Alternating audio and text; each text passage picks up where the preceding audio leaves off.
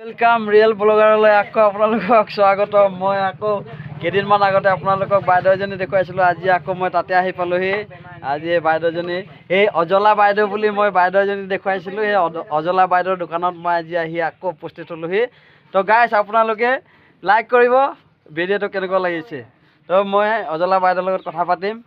অজলা বাইদেউ আপোনাৰ কেনেকুৱা, ভালনে? মই বহুত দিনৰ মূৰত আকৌ আপোনাৰ ওচৰলৈ আহিছোঁ। চাওক আপোনাৰ ওচৰলৈ আহিছোঁ। এই কেইদিনমান আগতে মই আপোনাৰ ভিডিঅ'টো ইউটিউবত দিছিলোঁ বহুত ভাইৰেল হ'ল। আৰু আজিও মই এটা ভিডিঅ' বনাই যাম, এইটো ভাইৰেল হ'ব আপোনাৰ। তো আপুনি কিবা ক'ব বিচাৰে নেকি, কওক।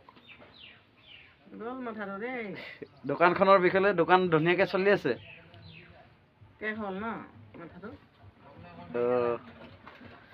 তো গাইছ আজি একো নকয় বোলে। তো আশা কৰিলোঁ ইয়াৰ মনটো বেয়া হৈ আছে, সেইকাৰণে আজি একো ক'বলৈ বিচৰা নাই। আৰু মই নিজে জানিবলৈ চেষ্টা কৰিম দোকানখনৰ পৰিণতিটো কি হৈ আছে। তো এনেই দেখাতো দোকানখন মই যোৱাবাৰ দেখুৱাওঁতে ঠিকেই আছিলে, আৰু আজি আকৌ মই তেনেকৈ দেখিছোঁ, কিন্তু অলপমান বস্তু কমি গৈছে দোকানত,